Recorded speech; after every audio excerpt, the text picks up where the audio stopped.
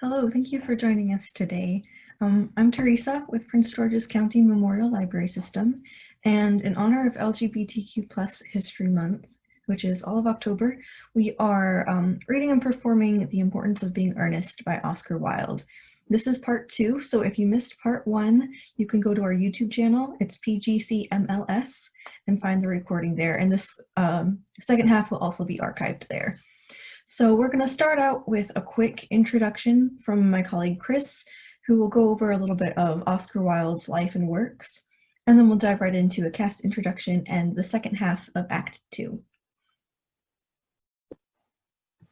So I'm going to talk a bit about the queer elements in Oscar Wilde's other work, and then about the man himself as a queer icon.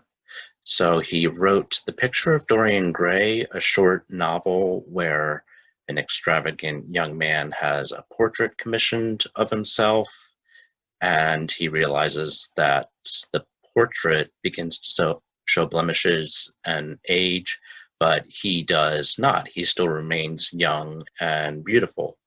So it then becomes a sort of commentary on the excesses of youth. It has the usual Wilde witticisms, but as the young man begins to descend into a life of hedonism and then theft and murder, the portrait becomes very hideous indeed. And then Wilde also wrote, while he was imprisoned, after he was convicted of gross indecency, what they called homosexuality, back in that era, he wrote De Fundus, which was a letter to his lover, Lord Alfred Douglas. And it was a love letter. It was an indictment of Lord Alfred Douglas's machinations that caused Wilde's own downfall. And it was, in the end, also a hopeful reconciliation that his friends advised against. And then Wilde as a queer icon can be seen through kind of both negative and positive lenses. Negative in the terms that he was probably one of the most well-known examples of a queer person who was brought down by a discriminatory society. Before he went to trial, he was a darling of the theater set.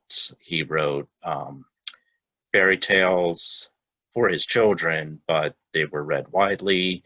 He had his novel, he wrote poems, and then when Lord Alfred Douglas convinced him to sue his own father, the Marquis of Queensberry, for slander, the Marquis revealed in court the relationship between Wilde, his own son, and numerous other rent boys, and that led to his imprisonment, the end of his marriage. He never saw his children again, and then he died probably about 3 years after being released from prison, and pretty much had a miserable life after that release.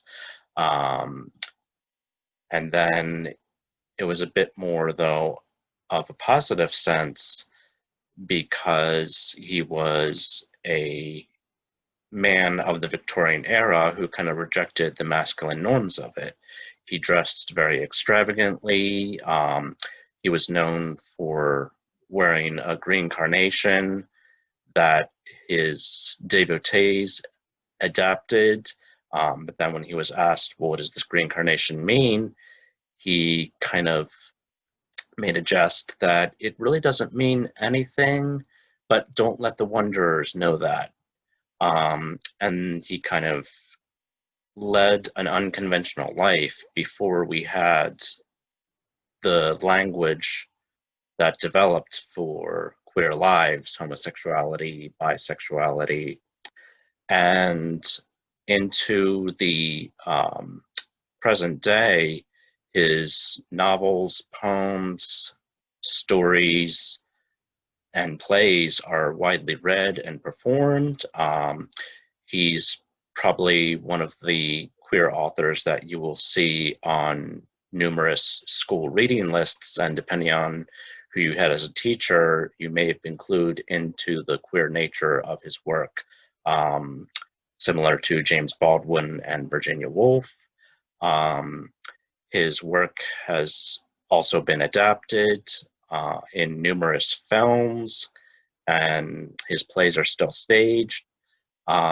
His fairy tales were actually adapted by P. Craig Russell, a queer comic book artist, into graphic novel adaptations, and then his own life has been represented on film in biopics, both starring queer actors as Wilde himself, Stephen Fry, and Rupert Everett. So it's kind of a inspiration that someone who wrote so humorously at our own society is still remembered to this day as a great writer and a queer legend. I'm Chris. I'm playing John Worthing, JP, also Jack. I'm Teresa, and I'm playing Algernon. I'm Amanda, and I am playing Reverend Chasuble, as well as Merriman and Lane. I'm Natalie, and I am playing Lady Bracknell. I'm Storm, and I am playing Gwendolyn Fairfax. And I'm Kelsey, and I'm playing Cecily, and I'm also your narrator. So, And we also have Chris playing Miss Prism as well. Yes. Enter Merriman. And Miss Fairfax has just called to see Mr. Worthing. On very important business, Miss Fairfax states. Isn't Mr. Worthing in his library? Mr. Worthing went over in the direction of the rectory some time ago. Pray, ask the lady to come out here. Mr. Worthing is sure to be back soon, and you can bring tea. Yes, miss. Merriman goes out. Miss Fairfax, I suppose one of the many good elderly women who are associated with Uncle Jack in some of his philanthropic work in London. I don't quite like women who are interested in philanthropic work. I think it is so forward of them. Enter Merriman. Miss Fairfax. Enter Gwendolyn. Exit Merriman. Cecily advances to meet her. Pray, let me introduce myself to you. My name is Cecily Cardew. Cecily Cardew? Gwendolyn moves to her and they shake hands. But a very sweet name. Something tells me that we are going to be great friends. I like you already more than I can say. My first impressions of people are never wrong. How nice of you to like me so much after we've only known each other such a comparatively short time. Pray, sit down. Gwendolyn remains standing.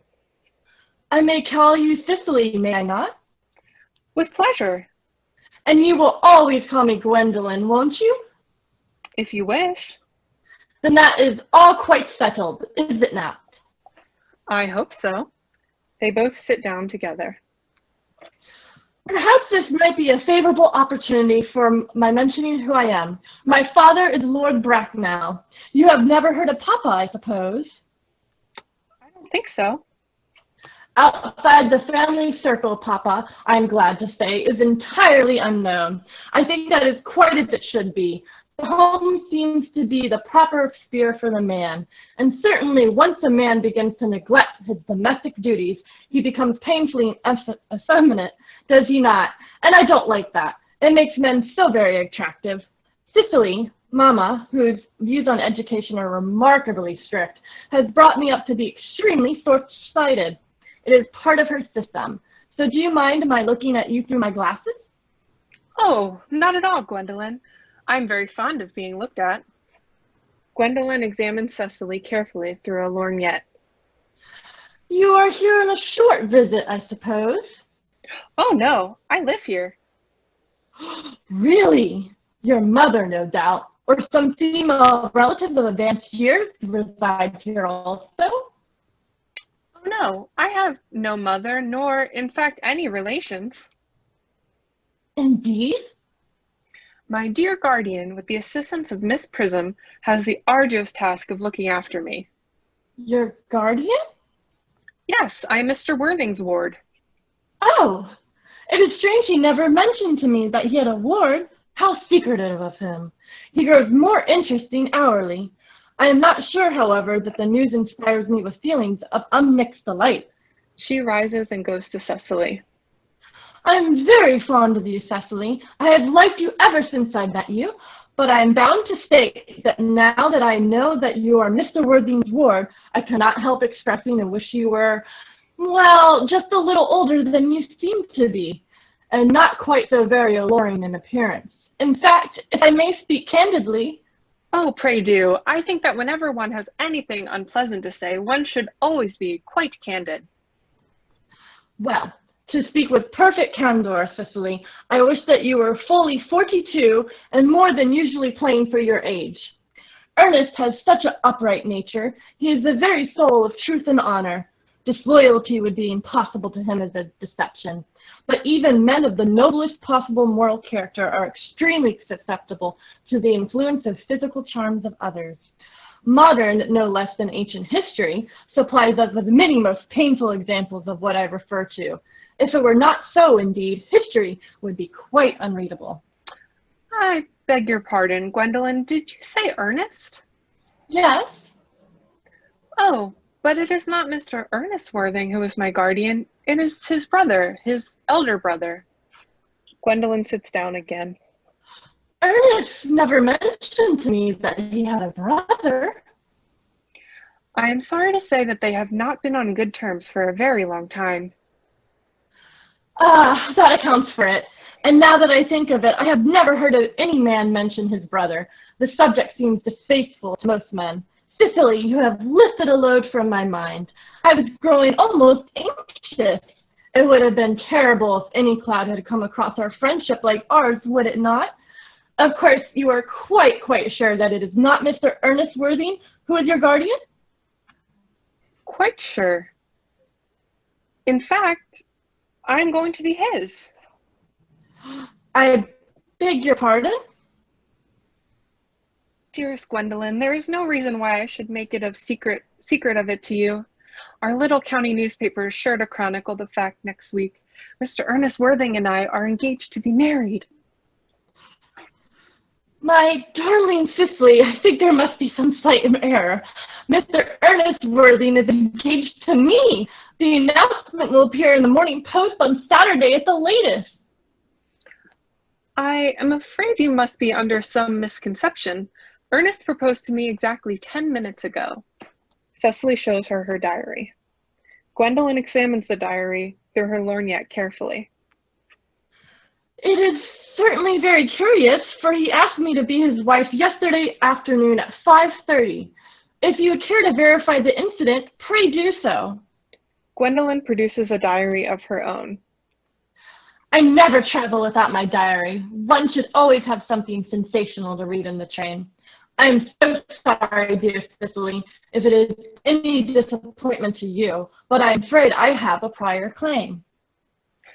It would distress me more than I can tell you, dear Gwendolyn, if it caused you any mental or physical anguish, but I feel bound to point out that since Ernest proposed to you, he clearly has changed his mind. If the poor fellow has been entrapped into any foolish promises, I shall consider it my duty to rescue him at once and with a firm hand. Whatever unfortunate entanglement my dear boy may have got into, I will never approach him with it after we are married. Do you allude to me, Miss Cardew, as an entanglement? You are presumptuous. On an occasion of this kind, it becomes more than a moral duty to speak one's mind. It becomes a pleasure. Do you suggest, Miss Fairfax, that I entrapped Ernest into an engagement? How dare you? This is no time for wearing the shallow mask of manners. When I see a spade, I call it a spade. I'm glad to say that I've never seen a spade. It is obvious that our social spheres have been widely different. Enter Merriman, followed by the footman. He He carries a salver, tablecloth, and plate stand. Cecily is about to retort. The presence of the servants exercises a restraining influence under which both girls chafe. Shall I lay tea here as usual, miss? Yes, as usual.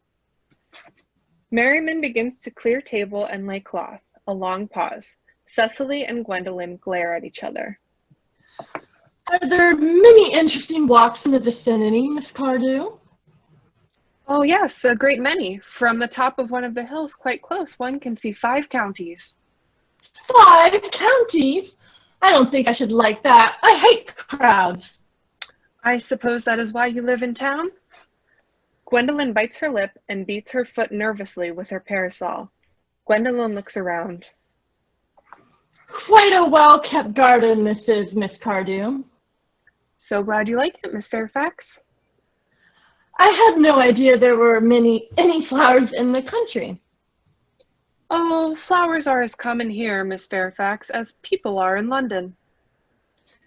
Personally, I cannot understand how anybody manages to exist in the country, if anybody does. The country always bores me to death. Ah, that is what the newspapers call agricultural depression, is it not?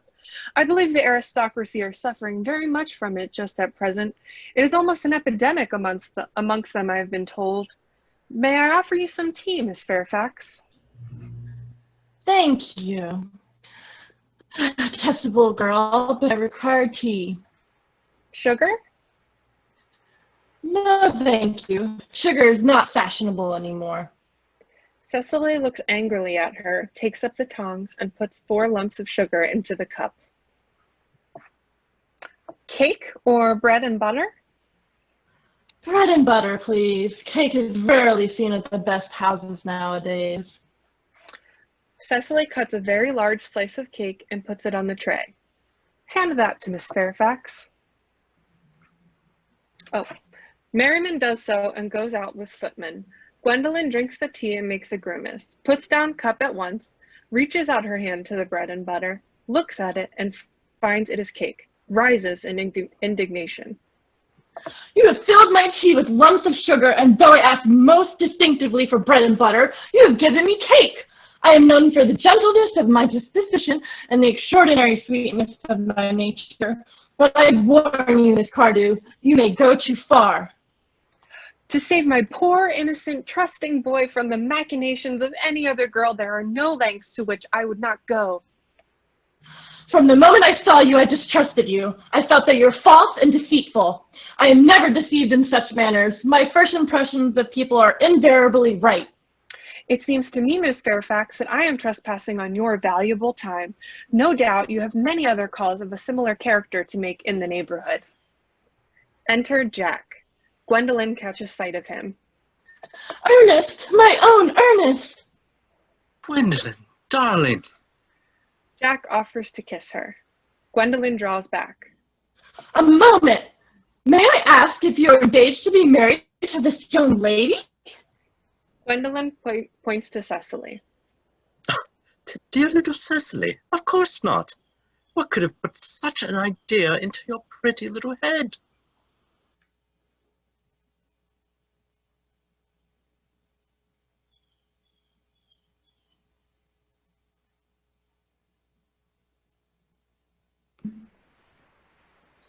Thank you. You may. Gwendolyn offers her cheek. I knew there must be some misunderstanding, Miss Fairfax. The gentleman whose arm is at present round your waist is my guardian, Mr. John Worthing. I beg your pardon? This is Uncle Jack. Jack! Oh! Enter Algernon. Here is Ernest. Algernon goes straight over to Cecily without noticing anyone else. My own love. Algernon offers to kiss her. Cecily draws back. A moment, Ernest. May I ask you, are you engaged to be married to this young lady? Algernon looks round. To what young lady? Good heavens, Gwendolyn? Yes, to good heavens, Gwendolyn. I mean to Gwendolyn. Of course not.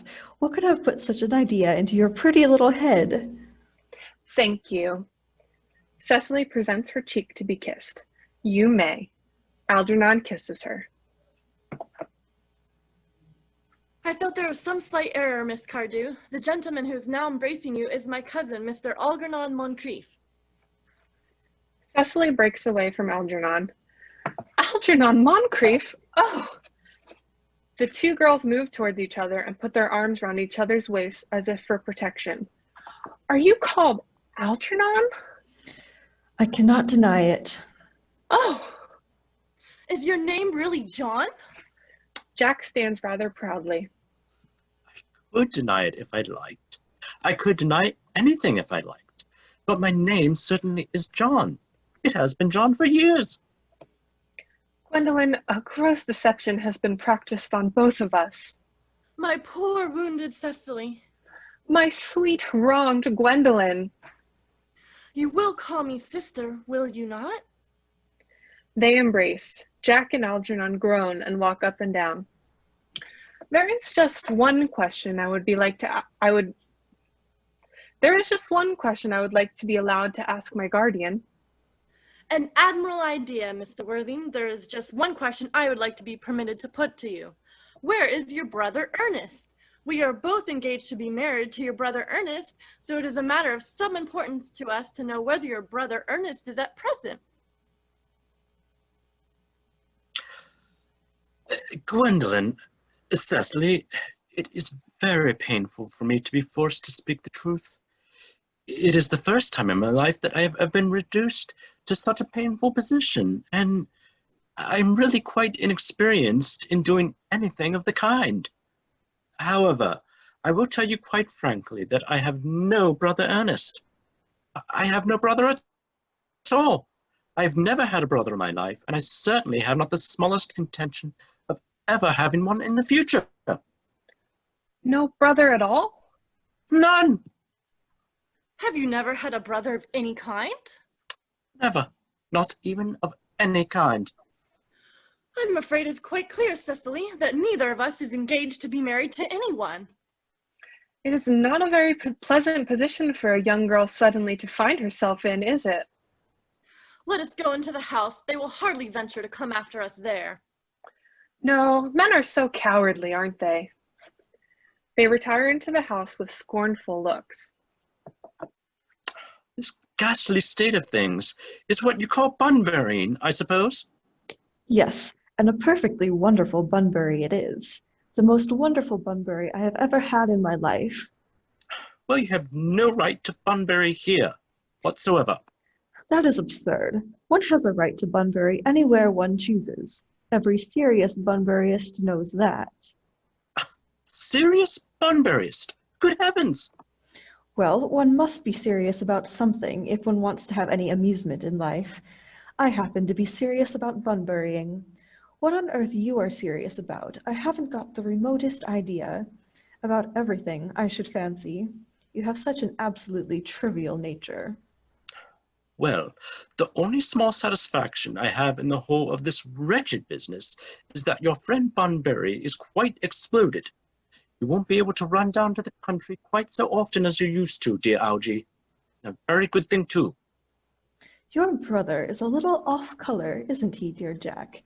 You won't be able to disappear to London quite so frequently as your wicked custom was, and not a bad thing either. And as for your conduct towards Miss Cardew, I must say that your taking in a sweet, simple, innocent girl like that is quite inexcusable, to say nothing of the fact that she's my ward. I can see no possible defense at all for your deceiving a brilliant, clever, thoroughly experienced young lady like Miss Fairfax, to say nothing of the fact that she is my cousin. I wanted to be engaged to Gwendolyn. That is all. I love her. Well, I simply wanted to be engaged to Cecily. I adore her. There's certainly no chance of your marrying Miss Cardew. I don't think there is much likelihood, Jack, of you and Miss Fairfax being united. Well, that is no business of yours. If it was my business, I wouldn't talk about it. Algernon begins to eat muffins. It is very vulgar to talk about one's business. Only people like stockbrokers do that, and then merely at dinner parties. How can you sit there calmly eating muffins when we are in this horrible trouble? I can't make out. You seem to me to be perfectly heartless. Well, I can't eat muffins in an agitated manner. The butter would probably get on my cuffs. One should always eat muffins quite calmly. It is the only way to eat them. I say it's perfectly heartless. You're eating muffins at all, under the circumstances. When I am in trouble, eating is the only thing that consoles me. Indeed, when I am in really great trouble, as anyone who knows me intimately will tell you, I refuse everything except food and drink. At the present moment, I am eating muffins because I am unhappy. Besides, I am particularly fond of muffins. Algernon and Jack rise. Well, that is no reason why you should eat them all in that greedy way. Jack takes the muffins from Algernon. Algernon offers a tea cake. I wish you would have tea cake instead. I don't like tea cake. Good heavens! I suppose a man may eat his own muffins in his own garden. But you have just said it was perfectly heartless to eat muffins. I said it was perfectly heartless of you under the circumstances. That is a very different thing. That may be, but the muffins are the same. Algernon seizes the muffin dish from Jack. Algy, I wish to goodness you would go.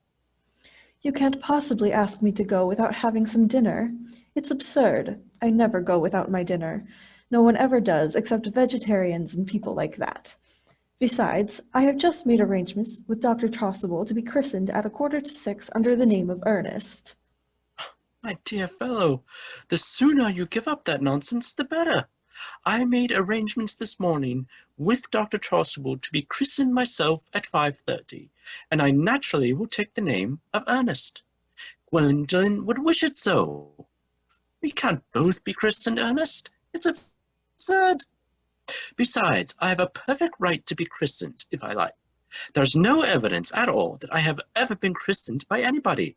I should think it extremely probable I never was, and so does Dr. Chasuble.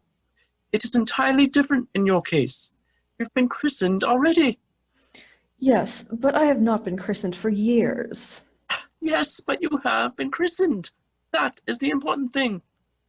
Quite so, so I know my constitution can stand it. If you are not quite sure about your ever having been christened, I must say I think it rather dangerous you're venturing on it now. It might make you very unwell. You can hardly have forgotten that someone very closely connected with you was very nearly carried off this week in Paris by a severe chill. Yes, but you said yourself that a severe chill was not hereditary. It usedn't to be, I know, but I dare say it is now. Science is always making wonderful improvements on things. Jack picks up the muffin dish. Oh, that is nonsense. You're always talking nonsense. Jack, you are at the muffins again. I wish you wouldn't. There are only 2 left. Algernon takes them. I told you I was particularly fond of muffins. But I hate tea cake. Why on earth, then, do you allow tea cake to be served up for your guests? What ideas you have of hospitality? Algernon, I have already told you to go. I don't want you here. Why don't you go? I haven't quite finished my tea yet, and there is still 1 muffin left. Jack groans and sinks into a chair. Algernon continues eating. End of Act 2.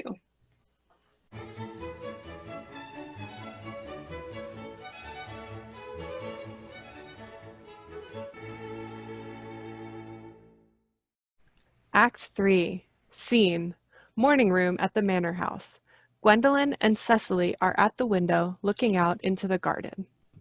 The fact that they did not follow us at once into the house, as anyone else would have done, seems to me to show that they have some sense of shame left. They have been eating muffins. That looks like repentance. They don't seem to notice us at all. Couldn't you cough? But I haven't got a cough. They're looking at us. What effrontery! They're approaching. That's very forward of them. Let us preserve a dignified silence. Certainly. It's the only thing to do now. Enter Jack, followed by Algernon. They whistle some dreadful popular air from a British opera. This dignified silence seems to produce an unpleasant effect. A most distasteful one. But we will not be the first to speak. Certainly not. Mr. Worthing, I have something very particular to ask you. Much depends on your reply. Gwendolyn, your common sense is invaluable. Mr. Moncrief, kindly answer me the following question. Why did you pretend to be my guardian's brother? In order that I might have an opportunity of meeting you. Gwendolyn, that certainly seems like a satisfactory explanation, does it not? Yes, dear, if you can believe him.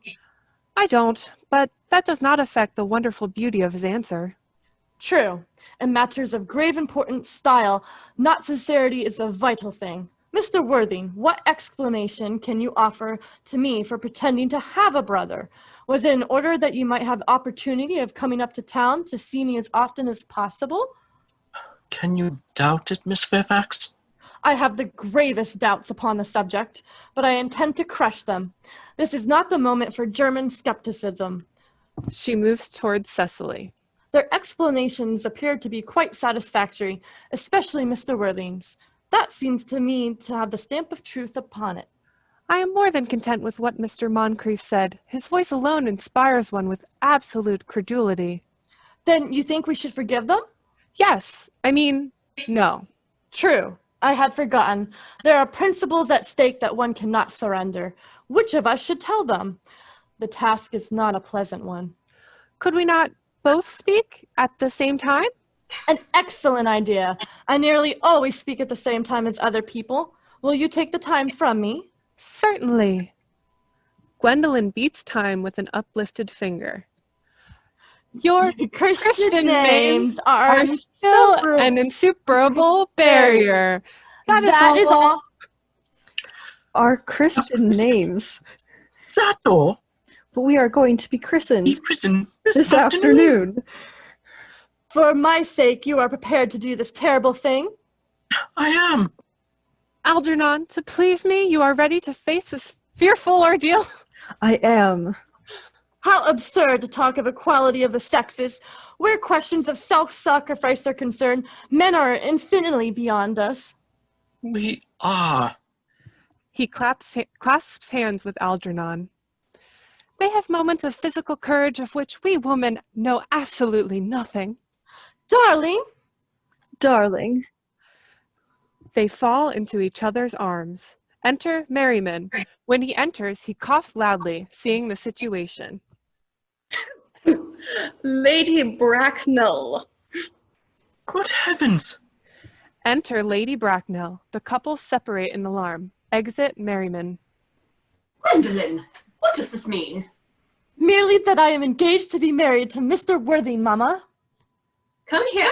Sit down immediately. Hesitation of any kind is a sign of mental decay in the young and physical weakness in the old. Apprised, sir, of my daughter's sudden flight by her trusty maid, whose confidence I purchased by means of a small coin, I followed her at once by means of a luggage train. Her unhappy father is, I am glad to say, under the impression that she is attending a more than usually lengthy lecture by the University Extension Scheme on the influence of a permanent income on thought. I do not propose to undeceive him. Indeed, I have never undeceived him on any question. I would consider it wrong. But of course, you will clearly understand that all communication between yourself and my daughter must cease immediately from this moment. On this point, as indeed on all points, I am firm. I am engaged to be married to Gwendolyn, Lady Bracknell. You are nothing of the kind, sir. And now, as regards Algernon. Algernon! Yes, Aunt Augusta? May I ask if it is in this house that your invalid friend, Mr. Bunbury, resides? Oh, no. Bunbury doesn't live here. Bunbury is somewhere else at present. In fact, Bunbury is dead. Dead? When did Mr. Bunbury die? His death must have been extremely sudden. Oh, I killed Bunbury this afternoon. I mean, poor Bunbury died this afternoon. What did he die of? Bunbury? Oh, he was quite exploded. Exploded? Was he the victim of a revolutionary outrage? I was not aware that Mr. Bunbury was interested in social legislation. If so, he is well punished for his morbidity. My dear Aunt Augusta, I mean he was found out. The doctors found out that Bunbury could not live. That is what I mean. So Bunbury died. He seems to have had a great deal of confidence in the opinion of his physicians. I am glad, however, that he made up his mind at the last to some definitive course of action and acted under proper medical advice. And now that we have finally got rid of this Mr. Bunbury, may I ask, Mr. Worthing, who is that young person whose hand my nephew Algernon is now holding in what seems to me a peculiarly unnecessary manner? That lady is Miss Cecily Cardew, my ward. Lady Bracknell bows coldly to Cecily. I am engaged to be married to Cecily, Aunt Augusta. I beg your pardon. Mr. Moncrief and I are engaged to be married, Lady Bracknell. Oh, Lady Bracknell, with a shiver, crosses to the sofa and sits down. I do not know whether there is anything peculiarly exciting in the air of this particular part of Hertfordshire, but the number of engagements that seems to go on is considerably above the proper average that statistics have laid down for our guidance. I think some preliminary inquiry on my part would not be out of place. Mr. Worthing, is Miss Cardew at all connected with any of the larger railway stations in London? I desire merely information. Until yesterday, I had no idea there was any families or persons whose origin was a terminus. Jack looks perfectly furious, but restrains himself. Miss Cardew is the granddaughter of the late Mr. Thomas Cardew of 149 Belgian Square, Gervais Park, Dorking, Surrey, and the Sporran, Fifeshire, N.B. That sounds not unsatisfactory. 3 addresses always inspire confidence, even in tradesmen. But what proof have I of their authenticity? I have carefully preserved the court guides of the period, open to your inspection, Lady Bracknell. I have known strange errors in that publication. Miss Cardew's family solicitors are Messrs. Markby, and Markby. Markby, and Markby, a firm of the highest position in their profession. Indeed, I am told that one of the Mr. Markbys is occasionally to be seen at dinner parties. So far, I am satisfied. How extremely kind of you, Lady Bracknell. I also have in my possession, you will be pleased to hear, certificates of Miss Cardew's birth, baptism, whooping cough, registration, vaccination, confirmation, and the measles, both the German and the English variety. Ah, a life crowded with incident, I see, though perhaps somewhat too exciting for a young girl. I am not myself in favor of premature experiences. She rises and looks at her watch. Gwendolen, the time approaches for our departure. We have not a moment to lose. As a matter of form, Mr. Worthing, I had better ask you if Miss Cardew has any little fortune? Oh, about £130,000 in the funds. That is all. Goodbye, Lady Bracknell. So pleased to have seen you. Lady Bracknell sits down again. A moment, Mr. Worthing. £130,000? And in the funds? Miss Cardew seems to me a most attractive young lady now that I look at her. Few girls of the present day have any really solid qualities, any of the qualities that last and improve with time. We live, I regret to say, in an age of surfaces. Come over here, dear. Cecily goes across. Pretty child. Your dress is sadly simple, and your hair seems almost as nature might have left it. But we can soon alter all that. A thoroughly experienced French maid produces a really marvellous result in a very brief space of time. I remember recommending one to young Lady Lansing, and after 3 months her own husband did not know her. And after 6 months, nobody knew her. Lady Bracknell glares at Jack for a few moments. Then she bends with a practiced smile to Cecily. Kindly turn around, sweet child. Cecily turns completely round. No, the side view is what I want. Cecily presents her profile. Yes, quite as I expected. There are distinct social possibilities in your profile. The 2 weak points in our age are its want of principle and its want of profile. The chin a little higher, dear? Yes. Style largely depends on the way chin is worn, and they are worn very high just at present. Algernon. Yes, Aunt Augusta. There are distinct social possibilities in Miss Cardew's profile. Cecily is the sweetest, dearest, prettiest girl in the whole world, and I don't care tuppence about social possibilities. Never speak disrespectfully of society, Algernon. Only people who can't get into it do that. Dear child, of course you know that Algernon has nothing but his debts to depend on, but I do not approve of mercenary marriages. When I married Lord Bracknell, I had no fortune of any kind, but I never dreamed for a moment of allowing that to stand in my way. Well, I suppose I must give you my consent. Thank you, Aunt Augusta. Cecily, you may kiss me. Cecily kisses her. Oh, thank you, Lady Bracknell. You may also address me as Aunt Agatha in the future. Thank you, Aunt Augusta. The marriage, I think, had better take place quite soon. Thank you, Aunt Augusta. Thank you, Aunt Augusta. To speak frankly, I'm not in favor of long engagements that give people the opportunity of finding out each other's character before marriage, which I think is never advisable. I beg your pardon for interrupting you, Lady Bracknell, but this engagement is quite out of the question. I am Miss Cardew's guardian, and she cannot marry without my consent until she comes of age. That consent I absolutely decline to give. What grounds, may I ask? Algernon is an extremely, I may almost say, ostentatiously eligible young man. He has nothing but looks everything. What more can one desire? It pains me very much to have to speak to you, frankly to you, Lady Bracknell, about your nephew, but the fact is, I do not approve at all of his moral character. I suspect him being untruthful. Algernon and Cecily look at him in indignant amazement. Untruthful? My nephew Algernon? Impossible. He's an Oxonian. I fear there can be no possible doubt about the matter. This afternoon, during my temporary absence in London on an important question of romance, he obtained admission to my house by means of the false pretense of being my brother. Under an assumed name, he drank, I've just been informed by my butler, an entire bottle of my Perrier Jouret Brut 89, wine I was specifically reserving for myself.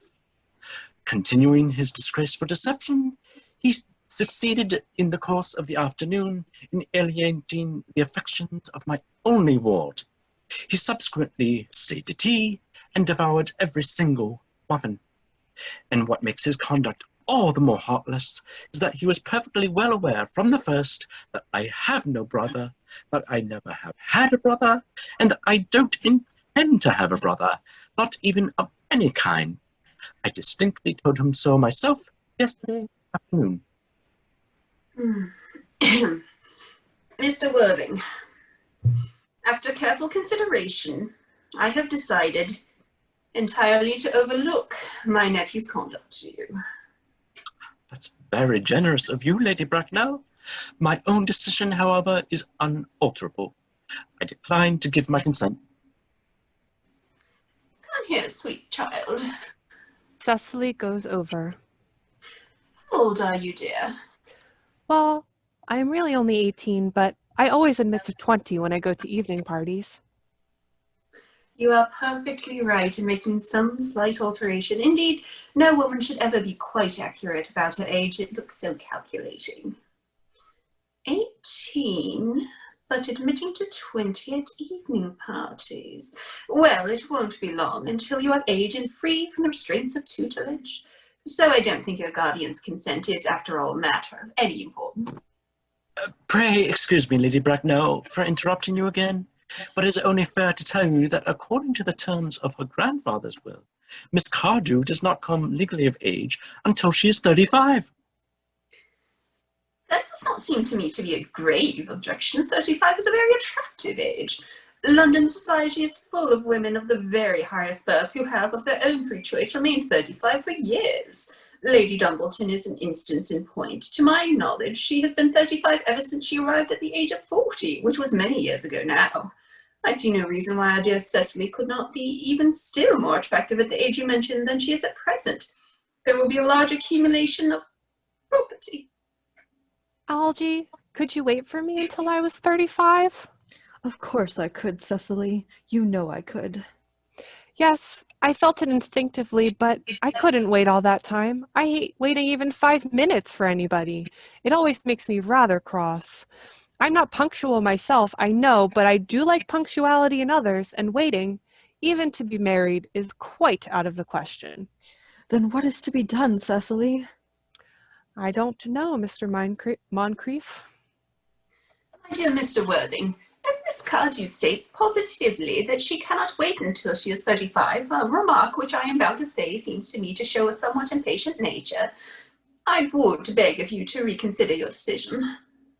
But my dear Lady Bracknell, the matter is entirely in your own hands. The moment you consent to my marriage with Gwendolen, I will most gladly allow your nephew to form an alliance with my ward. Lady Bracknell rises and draws herself up. You must be quite aware that what you propose is out of the question. Then a passionate celibacy is all that any of us can look forward to. That is not the destiny I propose for Gwendolen. Algernon, of course, can choose for himself. She pulls out her watch. Come, dear. Gwendolen rises. We have already missed 5, if not 6 trains. To miss any more might expose us to comment on the platform. Enter Dr. Chasuble. Everything's quite ready for the christenings. The christening, sir? Is that not somewhat premature? Chasuble looks rather puzzled and points to Jack and Algernon. Both these gentlemen have expressed a desire for immediate baptism. Age. The idea is grotesque and irreligious. Algernon, I forbid you to be baptized. I will not hear of such excesses. Lord Bracknell would be highly displeased if he learned that that was the way in which you wasted your time and money. Am I to understand, then, that there are to be no christenings at all this afternoon? I don't think that, as things are now, it would be of much practical value to either of us, Dr. Chasuble. I'm grieved to hear such sentiments from you, Mr. Worthing. They savor of the heretical views of the Anabaptists, views that I have completely refuted in 4 of my unpublished sermons. However, as your present mood seems to be one peculiarly secular, I will return to the church at once. I have just been informed by the pew opener that for the last hour and a half, Miss Prism has been waiting for me in the vestry. Miss Prism? Did I hear you mention a Miss Prism? Yes, Lady Bracknell. I am on my way to join her. Pray allow me to detain you for a moment. This matter may prove to be one of vital importance to Lord Bracknell and myself. Is this Miss Prism a female of repellent aspect, remotely connected with education? She is the most cultivated of ladies, and the very picture of respectability. It is obviously the same person. May I ask what position she holds in your household? I am a celibate, madam. Miss Prism, Lady Bracknell, has been for the last 3 years Miss Cardew's esteemed governess and valued companion. In spite of what I hear of her, I must see her at once. Let her be sent for. She approaches. She is nigh. Enter Miss Prism, hurriedly. I was told you expected me in the vestry, dear Canon. I've been waiting for you there for 1 hour and 3/4. She catches sight of Lady Bracknell, who has fixed her with a stony glare. Miss Prism grows pale and quails. She looks anxiously round as if desirous to escape. Prism. Miss Prism bows her head in shame. Come here, Prism. Miss Prism approaches in a humble manner. Prism? Where is that baby? There is general consternation. The canon stares back in horror. Algernon and Jack pretend to be anxious to shield Cecily and Gwendolen from hearing the details of a terrible public scandal. 28 years ago, Prism, you left Lord Bracknell's house, number 104 Upper Grosvenor Street, in charge of a perambulator that contained a baby of the male sex. You never returned. A few weeks later, through the elaborate investigations of the Metropolitan Police, the perambulator was discovered at midnight, standing by itself in a remote corner of Bayswater. It contained the manuscript of a 3-volume novel of more than usually revolting sentimentality. Miss Prism starts in involuntary indignation. But the baby was not there. Everyone looks at Miss Prism. Prism? Where is that baby? Lady Bracknell, I admit with shame that I do not know. I only wish I did. The plain facts of the case are these. On the morning of the day you mention, a day that is forever branded on my memory, I prepared as usual to take the baby out in its perambulator. I also had with me a somewhat old but capacious handbag, in which I had intended to place the manuscript of a work of fiction that I had written during my very few unoccupied hours. In a moment of mental abstraction, for which I can never, ever forgive myself, I deposited the manuscript in the bassinet and placed the baby in the handbag. But where did you deposit the handbag? Do not ask me, Mr. Worthing. Miss Prism, this is a matter of no small importance to me. I insist on knowing where you deposited the handbag that contained that infant. I left it in the cloakroom of one of the larger railway stations in London. What railway station? Victoria. The Brighton line. Miss Prism sinks into a chair. I must retire to my room for a moment. Gwendolyn, wait here for me. If you are not too long, I will wait here for you all my life. Exit Jack in great excitement. What do you think this means, Lady Bracknell? I dare not even suspect, Dr. Trosselball. I need hardly tell you that in families of high position, strange coincidences are not supposed to occur. They're hardly considered the thing. Noises are heard overhead as if someone was throwing trunks about. Everyone looks up. Uncle Jack seems strangely agitated. Your guardian has a very emotional nature. This noise is extremely unpleasant. It sounds as if he were having an argument. I dislike arguments of any kind. They are always vulgar and often convincing. It has stopped now. The noise is redoubled. I wish he would arrive at some conclusion. This suspense is terrible. I hope it will last. Enter Jack with a handbag of black leather in his hand. Jack rushes over to Miss Prism. Is this the handbag, Miss Prism? Examine it carefully before you speak. The happiness of more than one life depends on your answer. It seems to be mine. Yes. Yes, here's the injury it received through the upsetting of a Grosvenor Street omnibus in younger and happier days.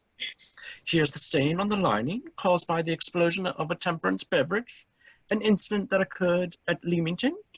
And here, on the lock, are my initials.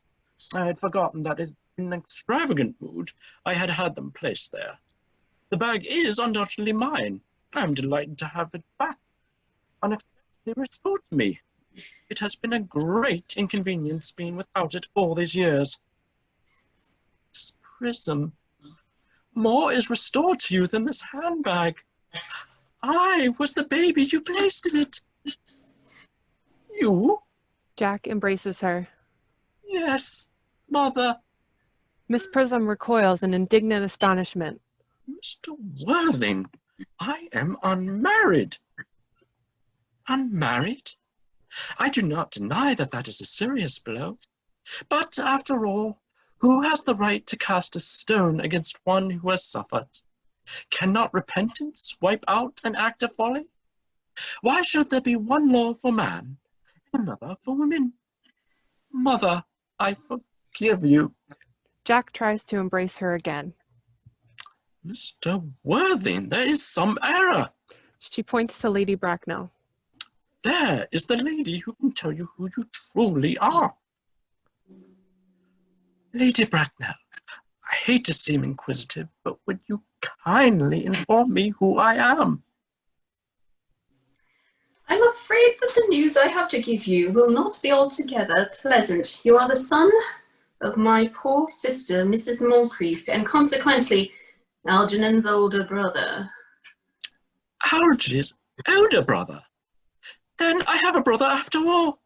I knew I had a brother. I always said I had a brother. Cecily, how could you have ever doubted that I had a brother? He seizes hold of Algernon. Dr. Chasuble, my unfortunate brother. Miss Prism, my unfortunate brother. Gwendolyn, my unfortunate brother. Algy, you young scoundrel, you will have to treat me with more respect in the future.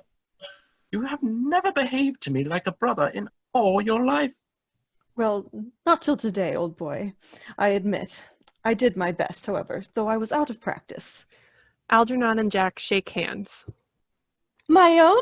But what own are you? What is your Christian name now that you have become someone else? Good heavens, I had quite forgotten that point. Your decision on the subject of my name is irrevocable, I suppose? I never changed, except in my infections. What a noble nature you have, Gwendolyn. Then the question had better be cleared up at once. Aunt Augusta, a moment. At the time when Miss Prism left me in the handbag, had I already been christened? Every luxury that money could buy, including christening, had been lavished upon you by your fond and doting parents. Then I was christened. That is settled. Now, what name was I given? Let me know the worst. Being the eldest son, you were naturally christened after your father. Yes, but what was my father's Christian name? I cannot at the present moment recall what the General's Christian name was, but I have no doubt he had one. He was eccentric, I admit, but only in later years, and that was the result of the Indian climate and marriage and indigestion and other things of that kind. Algy, can you recollect what our father's Christian name was? My dear boy, we were never even on speaking terms. He died before I was a year old. His name would appear in the army lists of the period, I suppose, Aunt Augusta? The General was essentially a man of peace, except in his domestic life. I have no doubts his name won't appear in any military directory. The army lists of the last 40 years are here. These delightful records should have been my constant study. Jack rushes to the bookcase and tears the books out. Generals, Malum, Maxbaum, Magley, what ghastly names they have.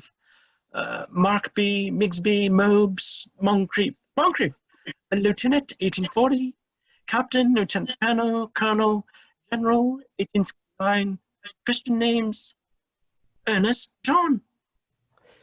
Jack puts the book down very quietly and speaks quite calmly.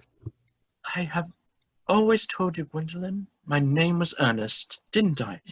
Well, it is Earnest after all. I mean, it naturally is Earnest. Yes, I remember now the General was called Earnest. I knew I had some particular reason for disliking that name. Ernest! My own Ernest! I felt from the first that you could have no other name. Gwendolyn, it is a terrible thing for a man to find out suddenly that his whole life he has been speaking nothing but the truth. Can you forgive me? I can, for I feel that you are sure to change. Oh, my own one. Letitia! Chasuble embraces Miss Prism.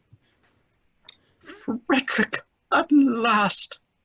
Cecily, at last. Algernon embraces Cecily. Gwendolyn, at last. Jack embraces Gwendolyn. My nephew, you seem to be displaying signs of triviality.